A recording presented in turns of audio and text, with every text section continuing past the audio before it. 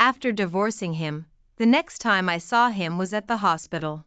I found out I was pregnant with his child. But seeing his mistress next to him, stroking her belly, I turned around and signed the abortion consent form. From that day on, he never came home again. I only saw updates about him on social media. And I stopped helping his company in any way, to see how far he could make it on his own. The sky was clear and blue, the sun just right, the breeze gentle. David and I walked out of the county clerk's office, holding our divorce papers. We looked at each other, both falling into a brief silence. The air around us was thick with stillness. I don't know when it started, but David and I, who used to talk about everything, had become two people with nothing left to say. It probably started that day. The day of the university centennial celebration. He, as a sponsor, chose to go on stage and give flowers to his girlfriend, and his eyes met mine when he looked out at the audience. That day, Professor Thompson had invited me to the university's anniversary celebration. According to Professor Thompson, a tech company had given a large sponsorship this year. The company's CEO was the boyfriend of a female student at the school. Because the student was performing at the centennial celebration, he spared no expense, just so his girlfriend could shine at the school. At the time, I was joking with Professor Thompson, calling him an old busybody, so old, almost retired, yet still so gossipy. I didn't expect such a big surprise waiting for me after the main performer's act. On stage, the two looked like a perfect match. Chloe, congratulations. I hope your life blossoms as beautifully as this bouquet. The man speaking was tall. I knew exactly how tall. He was 6 feet 1 inch, with a slender, perfect physique. His fitted black suit outlined a lean waist, showcasing defined muscles beneath the fabric, giving off a strong sense of restraint. A charming smile played on his lips. His hair was meticulously styled. On the surface, he appeared gentle and refined, but beneath it was an undeniable air of someone in charge. His hands, long, strong, fair, and even, held a bouquet of red roses, which he presented to his beloved girl in front of everyone. That man was David, my husband of 7 years. The teachers and other business executives around us who knew both David and me stared wide-eyed, exchanging glances. "Do you need a ride?" David looked at me, slightly awkward, asking tentatively, but it was just a perfunctory question. You could tell he didn't want me to say yes. I chewed on that sentence, then sighed silently, feeling a strange pang of sadness. "No, I'll take a taxi. I should head back. Chloe is waiting for me at home." Though David spoke slowly and deliberately, his eagerness was completely unconcealed, his tone filled with unmistakable distance and coldness. "Let's connect in a month." After saying that, he turned without hesitation and drove away. It was at that moment that I finally made up my mind. A man who was tainted was not worth touching again, not only to avoid dirtying myself but because it just felt disgusting. This man, if I didn't want him, then I wouldn't. My life wouldn't stop just because he was gone. Back at home, I lay back on the sofa, looking up. No matter where I looked in the house, everything was evidence of our years together. The TV and air conditioner we chose together, the flooring we picked out together, even the sofa I was lying on was a mutual choice. Looking at the decor and furnishings all around, I felt a mix of heartache and a little bit of joy from feeling completely liberated. I got up and walked to the kitchen, unsure what to eat. In the kitchen were the pots and pans we bought together at the supermarket. We had just gotten married when we chose them. I pointed at this particular pot, smiling playfully at David, who was following behind me pushing the shopping cart. In the cart were the vases we bought to decorate our first home and the fruits and vegetables to fill the fridge. "I want this one. I can use this pot to cook for you later. How about I bring you lunch at the office sometimes?" David naturally agreed without a second thought. "Okay, but you don't have to do it often. What makes you happy is most important. If you don't feel like cooking, you still have your husband, right? Your husband will cook for you." Truthfully, we didn't cook at home very often. At that time, his company had just started. He was busy leading the development department to develop new software. I was responsible for running the business side, using the connections I had built over the years to negotiate with other platform companies. Those memories instantly killed my appetite, and I could only boil some plain noodles to fill my stomach. Shortly after eating, I started feeling unwell. The plain noodles I usually ate tasted strange today. The inexplicable churning in my stomach made me vomit uncontrollably. Stomach acid burned my throat, esophagus, and heart. Suddenly, something clicked, and my body froze. With trembling hands, I pulled out my phone and booked an appointment for a checkup the next day. My hands, still slightly shaking from vomiting, gently stroked my lower abdomen. My thoughts were a mess. I didn't even know what I was thinking. The next day, I went to the hospital early, my face hard with anxiety. After giving blood and completing a series of tests, I returned to the consultation room. The doctor had a gentle smile on her face, her eyes conveying reassurance. I sat tensely in the room, feeling as though the test results the doctor held were not mine, but a bomb. And there was nothing I could do but wait for the doctor's verdict. "Congratulations, Ms. Sarah, according to the test results, you are 13 weeks pregnant, that's 3 months. I touched my lower abdomen, where a new life was growing, the child David and I had wished for years. Yet, after so many years, even though neither of us had any physical issues, we just couldn't conceive. Now that we were getting divorced, TA chose to arrive. Oh well, TA just had bad luck, coming at this particular time. Since I had decided to divorce, I wouldn't leave even the slightest trace of connection. That's how I've always been, towards David, and towards this child too. David and I grew up together, practically childhood sweethearts. But because he was born prematurely, he was small and thin from a young age and got sick easily. When I was a child, I was greedy for his mother's dessert-making skills and agreed to look after David. I've always kept my promises, and I was the famous kid leader in our neighborhood back then. From then on, no matter where I went, I would automatically take him with me. He was physically weak. When I was running around and playing wildly with other kids, David would usually sit quietly on the side with my water bottle.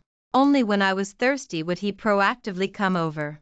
Actually, instead of saying I took care of him, it was more like he was watching over me, taking care of me. That's how we stumbled along until college. From middle school, he would constantly pester me to tutor me in math, insisting that I go to the same university as him. In the end, I did go to the same university as him, just as he wished. And David confessed his feelings to me on the day we registered for university. "Sarah, we grew up together, you know I can't live without you." I looked at David, his excited emotions surging within him like an undercurrent. He clutched the bouquet tightly, his face showing uncontainable anticipation. Around us were our parents, who were thrilled by this, and the registering students were all whispering. Our dynamic didn't really change much during our 4 years of college. It was still the same as before. I'd run around and make countless friends, and he'd follow me, taking care of me. Until the day we graduated, David took me to the university's science museum. He got a friend in the student union to turn off the lights in the entire building, just to light up a vast universe I had never seen before, solely for me. He held my hand, and I could feel his palm was full of sweat. "Sarah, will you marry me? I swear on my life, I will treat you well forever."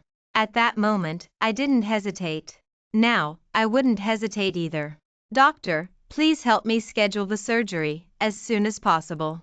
As soon as I walked out of the consultation room, I saw David and his obedient Chloe Miller standing at the door. My hand holding my bag tightened suddenly. We weren't even divorced yet, and Chloe Miller was pregnant? Chloe Miller's first reaction upon seeing me was to hide behind David, as if another step closer and I would end her life. David looked at me with a frown, his face filled with annoyance.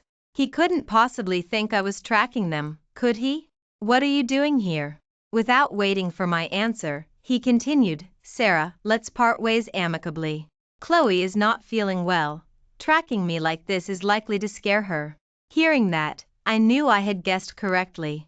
"Look clearly, I was here first. And this is the OB-GYN department.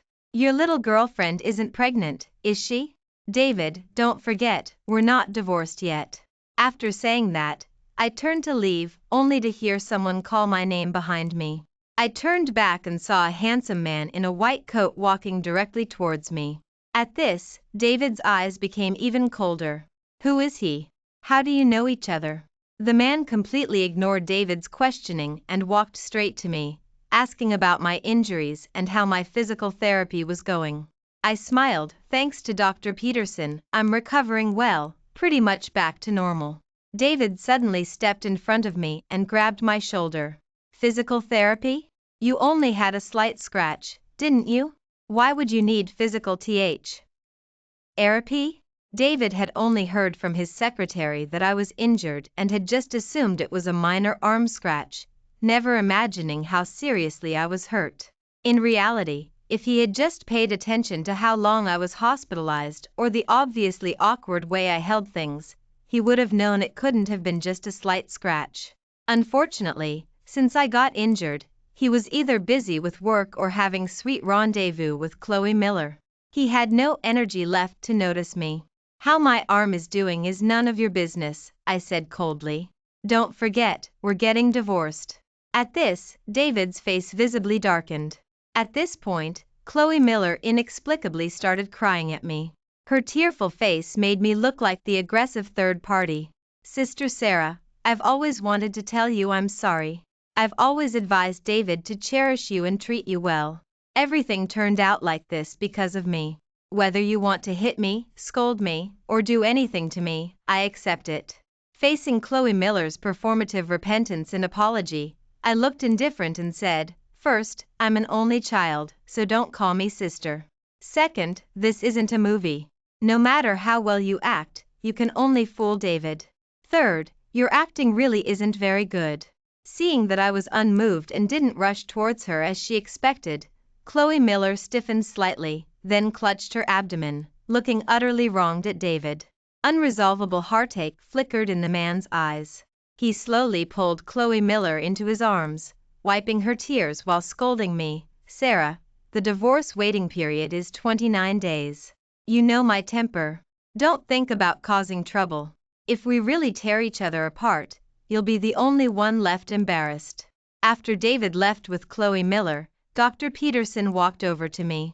Sarah, are you okay? That's how people are. When you face everything alone, you feel nothing. But once you receive concern from others, you can't help but feel wronged. I looked at Dr. Peterson, my face full of exhaustion, said nothing, just silently shook my head. I said, as soon as possible, and sure enough, the procedure went smoothly that same day. After the surgery, David never received any news from me again, neither calls nor messages. As clingy as I used to be with him, I was now that quiet. A week later, David, smelling of alcohol, returned to our home with Chloe Miller. He embraced her, kissing her from the doorway all the way to our bedroom, only to find me changing in the walk-in closet. After getting dressed, I walked over to them. Excuse me, I need to get out. The air seemed to freeze. David instinctively released Chloe Miller and turned to quietly tell his little girlfriend, Chloe, you go out first. Chloe Miller glared at me, then obediently turned and walked out of the bedroom. Charming and alluring, as I turned to choose a bag, David quietly pressed himself against me from behind. He extended his arms, trapping me between the closet and him. Sarah, dressed like that late at night? Are you going to see some other guy? I didn't expect my old shoes to be in such high demand. Like that? Such demand? A top and a short skirt, clothes you see everywhere on the street. How could they sound so terrible coming from him? And old shoes? He really is a jerk. When did this man become so shameless? Why didn't I notice before? I pushed him, but he didn't budge. So I had to resort to force. I gave him a hard slap across the face. Like what? Old shoes? Is that your class? Don't forget, even though we're in the divorce waiting period, I can change my mind at any time. Don't blame me if I make your beloved little girlfriend a mistress forever. After saying that, while he was stunned by the slap, I pushed him hard and strode out of the walk-in closet. In the living room, I unfortunately bumped into Chloe Miller holding a glass of water. Sister Sarah, you look so pretty, are you going out? I didn't expect you to be so choo. Ick too. Chloe Miller trailed off. David clenched his back teeth, looking like he was about to spout some more garbage insults at me. I casually grabbed the glass and splashed the warm water in it at Chloe Miller. If you keep being so nasty, just washing your mouth out won't be enough. My phone rang. I answered it with a look of satisfaction, smiling as I walked towards the front door. Seeing my light footsteps from behind, David followed, his face cold. He didn't leave until he saw me get into a silver car and drive away without looking back, leaving him nothing but exhaust fumes. Sarah, are you really decided? The man in the driver's seat asked. His face was stern, his eyes deep and heavy, full of unconcealed heartache. You know me. When I've made up my mind, I never change it. Robert, will you help me? I looked at Robert, staring straight at him. Robert chuckled softly, then unconsciously tightened his grip on the steering wheel, looking straight ahead. His voice was gentle but his tone firm. You know, Sarah, I've never refused any request from you. I'll help you. The car stopped outside a bar. I opened the door, got out, and walked in. The atmosphere in the private room was lively. They were already chatting and catching up before I even arrived. Sarah, what took you so long? We've been waiting for you forever. Seriously, you organized this, and you're the last one here. Drink up. I walked in and settled down comfortably, accepting the playful penalty. These people were my capital, my network, and also the reason David's company was able to grow. This room was full of friends I had maintained relationships with for years. Some I knew from middle or high school, others I met after David started his business in college. One thing was certain. Every single one of them was a client of David's company, his partners, his benefactors. The only difference was whether they were past or present partners. Even the past partners were famous in the industry and not people David could afford to offend. Seeing that the atmosphere was right, I spoke up about the purpose of inviting them. David and I are getting divorced. The private room fell silent instantly, only the song they had put on continued to play. It felt fitting, it was just singing Once Upon a Time, there was a person who loved you for a long time. Someone quickly stepped forward and stopped the music. How can that be? You dated for so many years, and were married for 7. Clearly, they remembered the phrase 7-year itch. I said nonchalantly, he cheated on me. We went to the county clerk's office last week. His girlfriend, Chloe, is pregnant. The room erupted in chatter, with people cursing and expressing indignation on my behalf. But I didn't care anymore. Now, I just wanted him to return to how he was without me.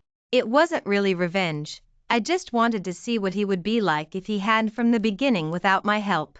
Would he still be so successful, or would he be a failure, living a mediocre life? I waited with anticipation. His company relied on your help before. Starting now, you don't need to. Stop everything. They naturally agreed to my request. After all, the previous help was given out of respect for me. At that time, David was a junior in college. He and his roommates had casually developed a small game, which was unexpectedly noticed by a gaming company. At the time, they were arrogant and naturally looked down on the terms offered by the gaming company, so they decided to start their own company and develop game software. In the first few months, they focused solely on the game and thought the company was moving forward step by step, everything was going smoothly. But when the game was almost finished, problems started to emerge. For the company to make a profit, it needed promotion and to be listed on various platforms. All of this required professional business people to negotiate with different NT companies. But David and his team were typical tech guys. Asking them to negotiate with clients was like asking for their lives. During that time, David was constantly frowning and stressed. Even though he tried his best to suppress his emotions in front of me, I could clearly see his inner impatience and anxiety. I couldn't bear to see him worrying about these things every day, so I told him to focus on developing the game, and I would handle the rest for them. At first, David hesitated, thinking he could handle it himself.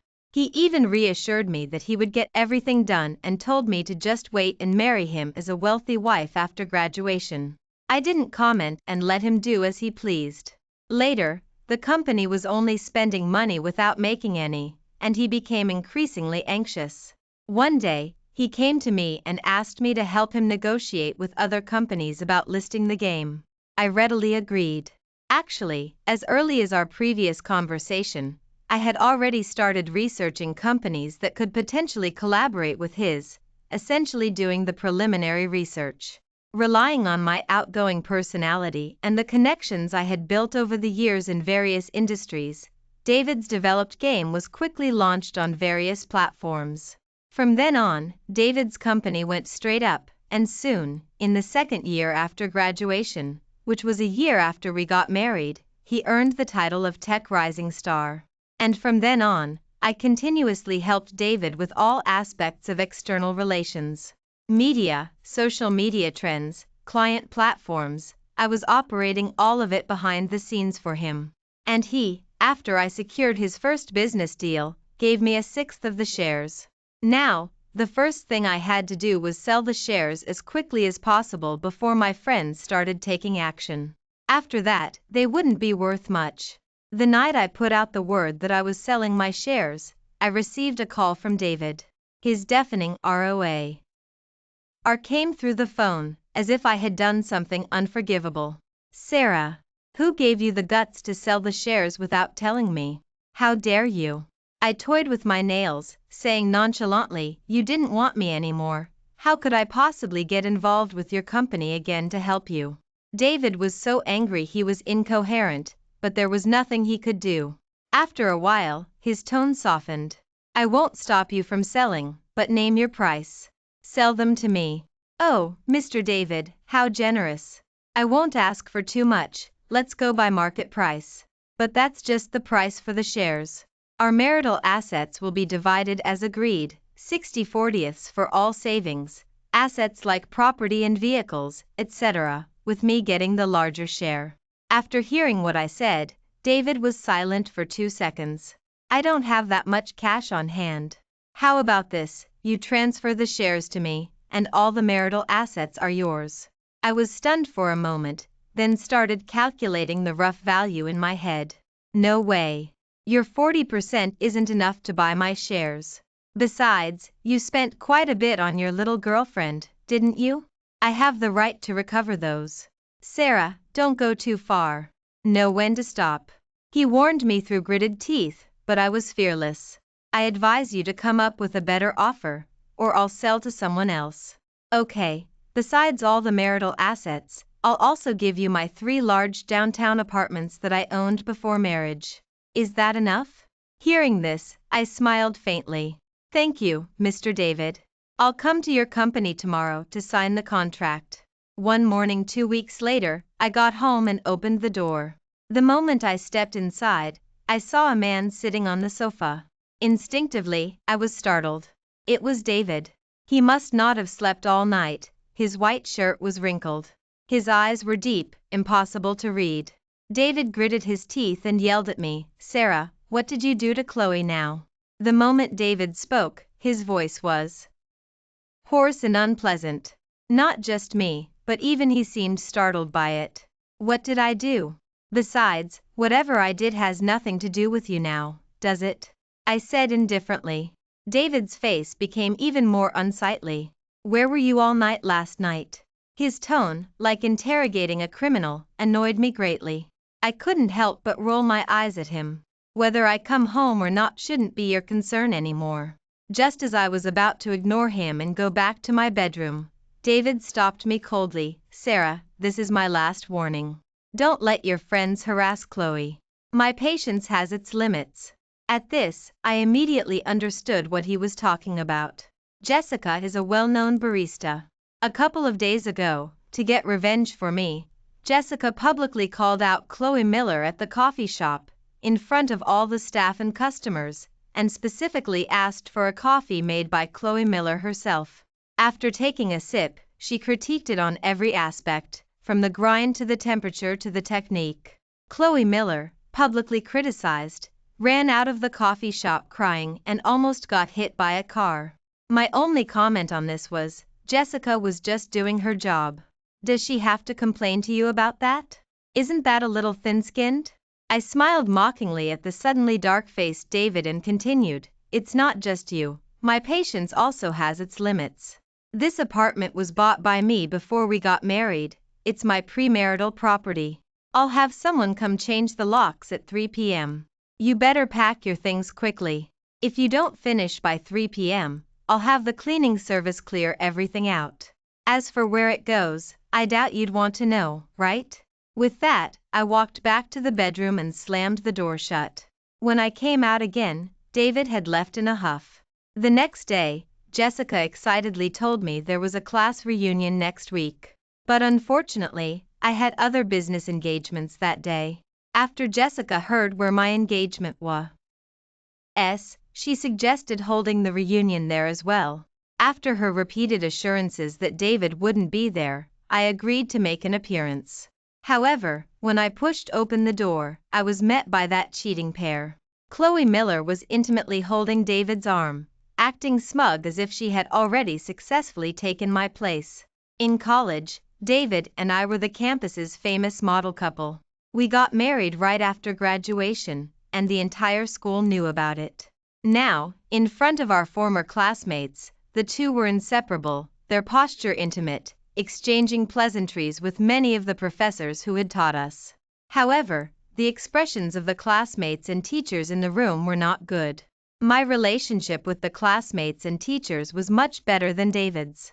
I don't know where he got the nerve to openly bring his mistress to a class reunion. Professor Thompson saw me and walked over. Sarah, what's going on? Professor Thompson, David cheated on me. With the one he brought. I found out and divorced him. We're in the waiting period now. The teachers and classmates looked at each other, stunned. The classmates who were chatting with David and Chloe Miller also immediately turned cold-faced.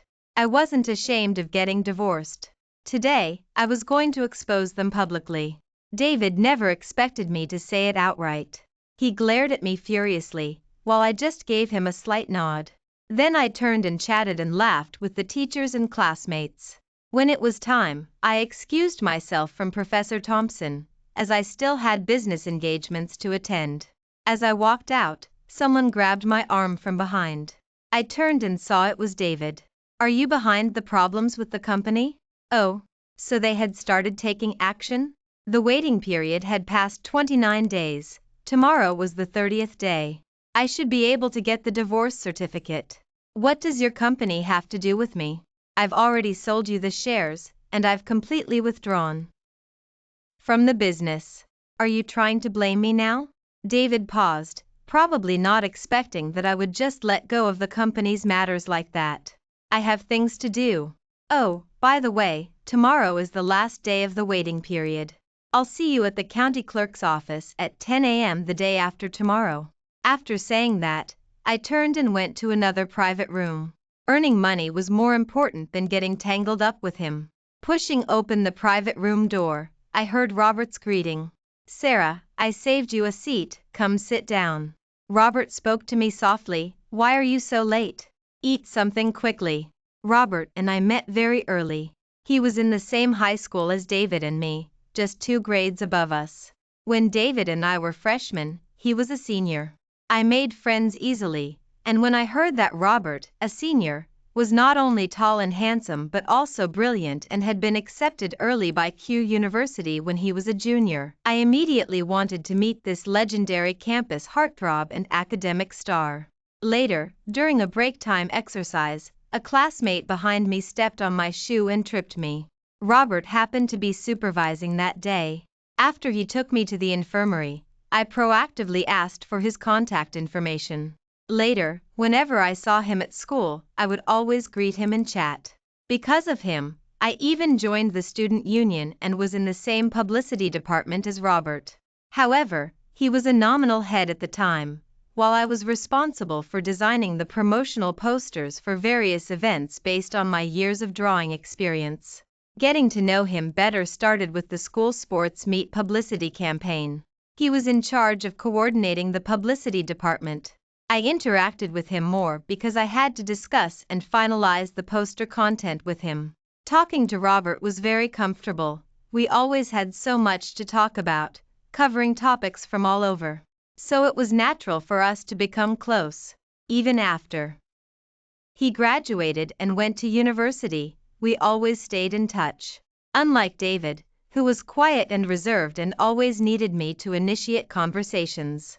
If I didn't make the effort, David probably wouldn't contact me for 10 days or half a month. And David only got the campus heartthrob title in high school after Robert graduated. The day we got our divorce certificate was similar to the day we got married. It was early autumn, not too hot, but not chilly either. The temperature, the sunshine, the breeze, everything was just right.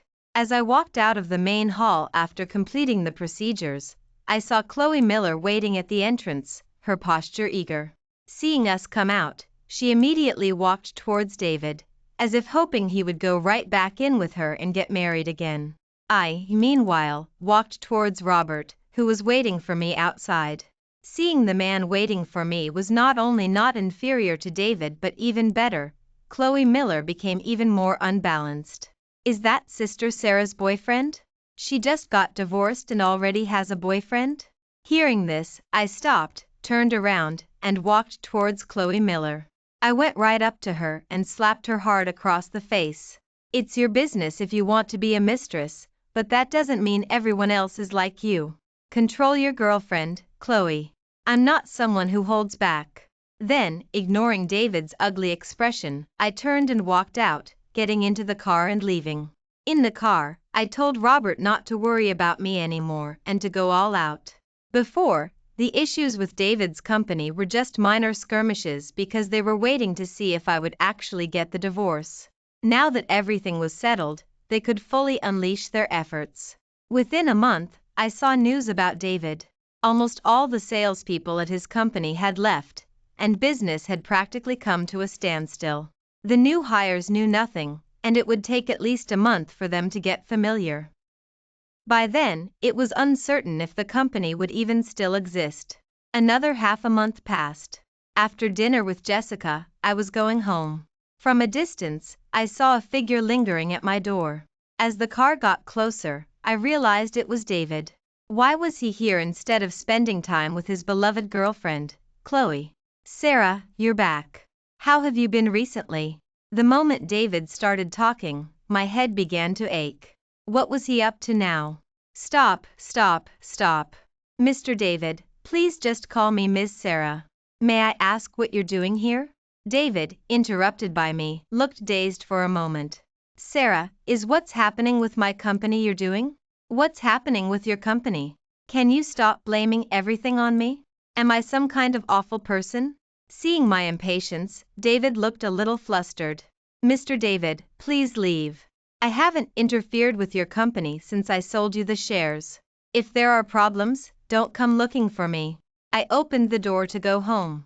Before I could close it, I heard David say, Chloe Miller broke up with me.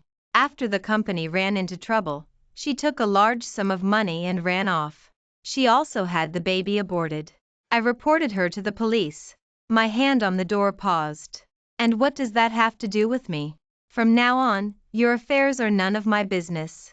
Oh, by the way, Mr. David, you asked me why I was at the OB/GYN clinic that day we ran into each other. Can you guess? David froze for a while, as if realizing something. His eyes turned red as he looked at me, unable to say a word. Then I closed the door. David's last words drifted in. Are we really never going to be possible again? What was he thinking? Things had gotten to this point, and he was still thinking about getting back together? I wasn't a masochist. I never saw David again after that. I only heard about him through others. David reported Chloe Miller to the police, and after she was caught, they discovered she was a habitual con artist and was sentenced to 20 years. David wasn't the first person she defrauded, nor was he the last, but he was the one who suffered the biggest loss. The game David developed was taken down by major platforms one after another, with incalculable losses. The new hires couldn't secure deals with other platforms, so the company was just bleeding money. David's company shareholders successively withdrew their investments, and the company faced bankruptcy.